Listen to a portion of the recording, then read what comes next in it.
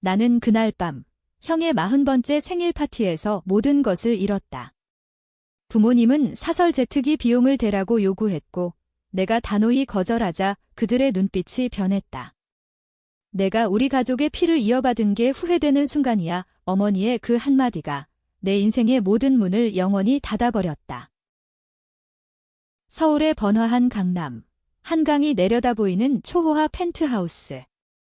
그곳에서 열린 형의 생일 갈라 디너는 겉으로는 화려했지만 속으로는 썩어 문드러진 우리 가족의 축소판이었다. 나는 그 자리에 초대받은 가족의 일원으로 앉아 있었지만 이미 오래전부터 나는 그들의 드냉이자 희생양이었다.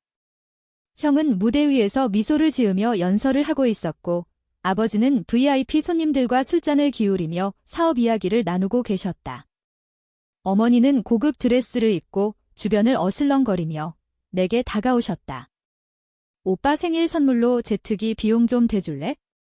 오빠가 미국 출장 가야 하거든. 내가 요즘 잘 나간다고 하던데 그 말은 단순한 부탁이 아니었다. 그것은 명령이었다. 나는 포크를 내려놓고 조용히 대답했다.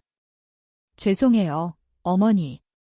그건 제가 부담할 수 있는 금액이 아니에요. 그 순간 공기가 얼어붙었다. 형의 미소가 일그러졌고 아버지의 눈썹이 꿈틀거렸다. 그리고 모든 게 무너지기 시작했다. 그날 이후 내 삶은 지옥으로 변했다. 나는 우리 가족의 이 검은 양이 되었다. 어렸을 때부터 나는 형의 그림자 속에 살았다. 형은 천재였다. 서울대 법대, 대형 로펌 파트너, 정치권 로비스트. 나는 평범한 동생, IT 스타트업 창업자. 하지만 그 평범함 뒤에는 가족의 비밀이 숨겨져 있었다. 20년 전 아버지의 사업부도 위기 때 형이 저지른 범죄 세금 탈루와 뇌물수수를 내가 대신 뒤집었었다. 고등학교 때 나는 학교에서 사기꾼으로 낙인 찍혔고 대학 입시는 물 건너갔다. 그 대가로 가족은 나를 보호해주겠다고 약속했다. 하지만 그 보호는 끝없는 착취였다. 내 첫 월급은 형의 빚 갚는데 내 첫 투자 성공은 부모님의 사치스러운 여행비로 흘러갔다. 나는 그들의 근밀한 은행이었다. 그리고 그날 제트기 비용을 거절한 순간 그 은행이 파산했다. 다음 날 아침 나는 회사 사무실에서 해고 통보를 받았다. 가족 문제로 인해 더 이상 지지할 수 없다는 상사의 말, 알고 보니 아버지가 로비를 한 모양이었다. 내 은행 계좌는 동결되었고 집 앞에는 기자들이 우글거렸다. 재벌 3세의 가족 분쟁이라는 헤드라인. 형은 인터뷰에서 동생이 가족을 배신했다고 말했다. 나는 그 순간 깨달았다. 이건 단순한 분쟁이 아니었다. 이건 복수였다. 부모님의 복수, 형의 복수. 하지만 그 복수의 뿌리는 더 깊었다. 어렸을 때 어머니가 나에게 속삭이던 말, 내가 형을 지켜줘야 해. 형은 우리 가족의 미래야. 그 미래가 나를 삼키려 하고 있었다. 나는 서울의 변두리, 인천 근처의 싸구려 모텔로 피신했다. 핸드폰은 꺼버렸고 지갑에는 남은 돈이 50만 원. 그곳에서 나는 계획을 세웠다. 복수. 하지만 이 복수는 단순한 분노가 아니었다. 그것은 가족의 모든 비밀을 파헤치는 치밀한 함정이었다. 먼저 나는 옛 친구를 만났다. 대학 시절 나와 함께 IT 회사를 꿈꿨던 민준. 그는 이제 보안 전문가였다. 형제, 내 가족에 대해 조사해봤어. 형이 그 세금 탈루 사건 실제로는 내가 아니라 형이 주도했어. 그리고 더 큰 게 있어? 아버지의 정치 로비, 그 뒤에 외국 자금이 숨어 있어. 민준의 말에 내 심장이 쿵쾅거렸다. 그 비밀은 단순한 범죄가 아니었다. 그것은 국가적 스캔들이 될 만한 국제 뇌물 네트워크였다. 형은 그 중심에 있었고 부모님은 그를 감싸고 있었다. 나는 그날 밤 컴퓨터 앞에 앉아 해킹을 시작했다. 민준의 도움으로 형의 이메일 서버에 침투. 거기서 발견한 것은 충격이었다. 형이 나를 희생양으로 삼은 증거들, 그리고 최근 이메일, 동생이 거절했으니 그놈을 끝장내. 가족의 명예를 위해. 복수의 첫걸음은 조용했다. 나는 익명 계정으로 언론에 팁을 날렸다. 대형 로펌 파트너의 세금 탈루 의혹 기사 하나가 터지자 형의 로펌은 난리였다. 하지만 그건 시작에 불과했다. 나는 형의 약점을 파고들었다. 형은 바람둥이였다. 그의 애인들, 그중 하나는 정치인의 딸, 나는 그 여성을 만났다. 카페에서 그녀는 울면서 말했다. 오빠는 나를 이용했어요. 사업 로비에만 관심 있었어요. 나는 그녀에게 증거를 주었다. 형의 뇌물거래 기록. 그녀는 분노했고 그 분노를 정치권으로 돌렸다. 곧 형의 이름이 검사실에 올랐다. 하지만 복수는 나를 갉아먹었다. 밤마다 악몽에 시달렸다. 어머니의 얼굴, 내가 우리를 배신했어 라는 목소리. 나는 거울을 보며 물었다. 내가 정말 가족을 파괴하는 괴물이 된 걸까? 민준이 말했다. 이건 정의야. 내가 20년 동안 짊어진 짐을 내려놓는 거지. 하지만 정의는 그렇게 단순하지 않았다. 형은 반격했다. 내 회사에 소송을 걸었고 내 옛 직원들을 매수해 증언을 뒤집었다. 그는 해커야. 가족을 해치려 했어. 나는 도망쳤다. 부산으로, 제주로. 그곳에서 나는 또 다른 비밀을 발견했다. 아버지의 일기장, 옛집 창고에 숨겨진 것, 민준이 훔쳐온 그것. 아들아, 형제를 미워하지 마라. 이 모든 건 내 어머니의 병 때문이야. 어머니의 병. 치매 초기 증상. 그녀는 형을 유일한 아들로 착각하며 나를 적으로 보았다. 그 비밀이 모든 걸 설명했다. 부모님의 편애는 병에서 비롯된 것이었다. 하지만 그것이 나를 용서할 이유는 없었다. 복수의 두 번째 단계는 어머니를 노렸다. 그녀는 가족의 약한 골이었다. 치매 증상이 심해지면서 그녀는 과거를 중얼거렸다. 나는 녹음기를 들고 병원에 몰래 들어갔다. 오빠. 오빠만 있으면 돼. 동생은 없어. 그 녹음은 소셜미디어에 유포되었다. 재벌 가정의 어두운 편에 여론은 들끓었다. 어머니는 병원에 입원했고 가족 이미지는 추락했다. 형은 분노의 전화를 걸어왔다. 이 새끼야, 내가 뭘 아는 척이야? 이 모든 게 내 탓이야. 그의 목소리는 떨렸다. 처음으로 나는 형의 약점을 보았다. 그는 두려워하고 있었다. 서울로 돌아온 나는 더 깊은 함정을 팠다. 국제 뇌물 네트워크. 민준과 함께 우리는 형의 해외 계좌를 추적했다. 스위스 은행, 케이맨 제도. 거기서 발견한 것은 충격적이었다.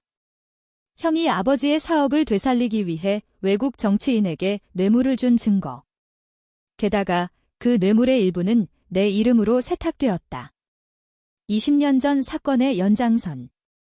나는 그 증거를 검찰에 익명으로 보냈다. 하지만 형은 미리 알았다. 그는 나를 미행했다. 한강 다리 아래, 비가 쏟아지는 밤, 동생아, 그만해. 우리가 다시 시작할 수 있어. 그의 눈에는 눈물이 고여 있었다. 나는 웃었다. 형, 이제 늦었어. 내가 나를 버린 순간부터 우리는 싸웠다. 주먹이 아니라 말로. 그는 고백했다. 미안해. 부모님이 강요했어. 내가 희생양이 되지 않으면 가족이 무너질 거라고. 그 순간 나는 동요했다. 형의 눈빛에 어렸을 적 형제가 보였다. 하지만 나는 등을 돌렸다. 그럼 이제 무너져봐. 다음 날 스캔들이 터졌다. TV 뉴스, 유명 로펌 파트너 국제 뇌물 스캔들. 형은 체포되었다. 부모님은 나를 저주했다. 내가 우리를 죽였어. 하지만 그 저주는 공허했다. 나는 자유를 느꼈다. 아니, 자유라고 착각했다. 복수는 나를 변화시켰다. 나는 더 이상 그 순진한 동생이 아니었다. 나는 괴물이 되었다. 민준이 물었다. 이제 끝났어. 나는 고개를 저었다. 아직. 마지막 한 방. 마지막 한 방은 아버지를 향했다. 그는 가족의 두뇌였다. 정치 로비의 달인, 재벌 네트워크의 중심. 나는 그의 비서를 매수했다. 1억 원. 내 마지막 돈 비서는 USB를 건넸다. 이 안에 모든 게 있어요. 하지만 조심하세요. 그는 위험해요. USB 안에는 아버지의 모든 거래 내역, 외국 자본 유입, 불법 로비, 심지어 어머니의 병 치료비를 위한 세탁돈. 나는 그걸 공개했다. 기자회견, 익명으로. 가족의 배신자라는 제목으로. 세상이 뒤집혔다. 아버지는 자살 시도했다. 병원에서 그는 나를 불렀다. 왜 우리를 파괴한 거냐? 나는 침대 옆에 앉아 대답했다. 아버지, 제가 왜 그랬을까요? 20년 동안 제가 형의 죄를 대신 지신 분이 아버지예요. 이제 제 차례예요. 그의 눈에 후회가 스쳤다. 내 어머니? 그녀가 하지만 말은 끝나지 않았다. 그는 울었다. 그 울음소리가 내 가슴을 찔렀다. 복수는 승리인가? 아니, 그것은 공허한 승리였다. 형은 감옥에서 나왔다. 무죄 판결. 아니, 증거 부족. 하지만 그의 명예는 잿더미. 그는 나를 찾아왔다. 변한 모습, 수염이 덥수룩하고 눈이 움푹 파인. 동생아, 내가 이겼어. 하지만 이게 정말 내가 원한 거야. 우리는 한강 벤치에 앉아 이야기를 나눴다. 그는 모든 걸 털어놓았다. 부모님은 나를 강요했어. 내가 희생양이 된 건 내 선택이었어. 미안해. 그 고백에 나는 무너졌다. 복수의 끝에서 나는 형을 용서할 수 있을까? 아니, 그건 아니었다. 나는 일어났다. 형, 이제 각자 살아. 하지만 잊지 마. 내가 나를 만든 괴물이야. 하지만 트위스트가 기다리고 있었다. 민준이 전화했다. 얘야, 큰일 났어. 내 가족의 비밀, 그게 내 혈통과 관련 있어? DNA 테스트. 아버지의 일기장에 숨겨진 것. 나는 아버지의 아들이 아니었다. 어머니의 외도, 형의 진짜 동생은 나의 이복. 그 비밀이 모든 편애를 설명했다. 부모님은 나를 외부인으로 보았고 형은 그걸 알면서도 이용했다. 나는 충격에 빠졌다. 복수는 내 혈통에 대한 복수였나? 그 DNA 결과는 나를 파괴했다. 나는 병원으로 달려갔다. 어머니의 병실, 그녀는 나를 보며 중얼거렸다. 너는 그녀의 눈에 인식이 스쳤다. 미안해, 아들아.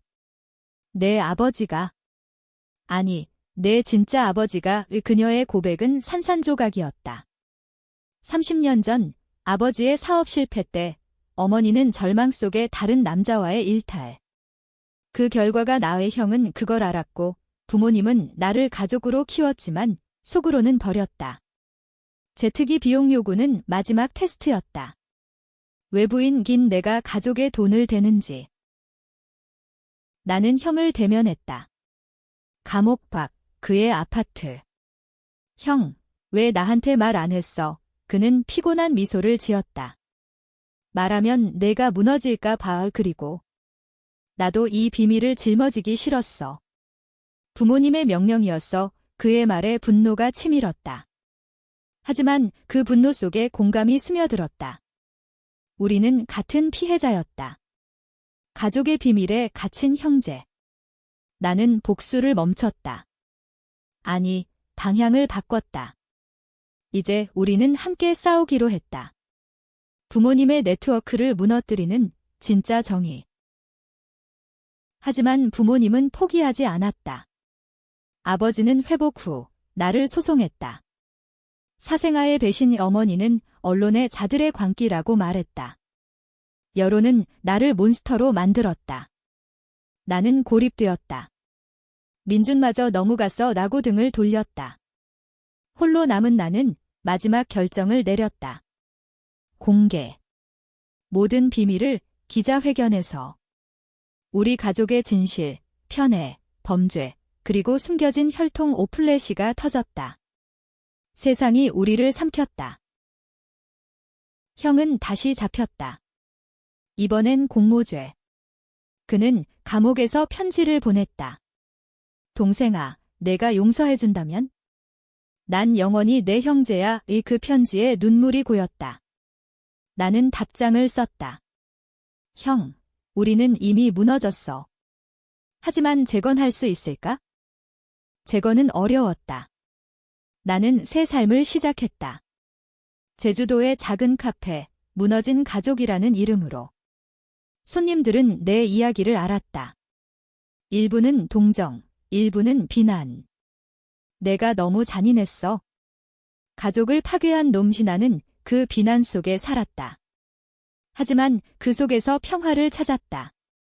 어머니는 치매가 심해져 나를 기억하지 못했다. 병실에서 그녀는 자들. 생일 축하해라고 중얼거렸다. 형의 생일을. 나는 그녀의 손을 잡았다. 어머니, 이제 쉬세요. 아버지는 감옥에 갔다. 국제 뇌물죄. 그의 마지막 말, 내가 이겼다. 하지만 가족은 끝났어. 나는 고개를 끄덕였다. 네, 끝났어요. 하지만 새로운 시작이에요. 형은 출소 후 나를 찾았다. 제주 해변, 일몰. 동생아, 미안해. 모든 게 내 탓이야. 우리는 포옹했다. 그 포옹은 20년의 상처를 녹였다. 우리는 함께 카페를 키웠다. 진실의 카페. 손님들에게 가족의 비밀을 이야기하며 용서를 가르쳤다. 한 손님이 다가왔다. 당신 아버지예요. 진짜 아버지, 어머니의 예견인. 그는 말했다. 내 어머니를 사랑했어? 하지만 그녀를 버렸지. 그의 고백에 또 다른 복수가 싹텄다. 하지만 나는 멈췄다. 이제 그만. 복수는 끝났어요. 형의 편지 속 숨겨진 것, 그는 실제로 나를 보호하려 했다. 제트기 비용은 함정, 부모님의 테스트. 형은 나를 구하려 했지만 실패했다. 동생아, 내가 진짜 배신자야. 내가 자유로워지길 바랐어. 그 편지에 나는 울었다. 복수는 사랑이었나? 결말은 비극적 행복. 우리는 가족을 잃었지만 서로를 얻었다. 서울의 그 밤, 무너진 모든 게 새로운 다리를 놓았다. 하지만 독자는 물을 거야. 내가 정말 용서한 걸까? 아니면 또 다른 복수를 준비한 걸까? 그건 영원한 논쟁.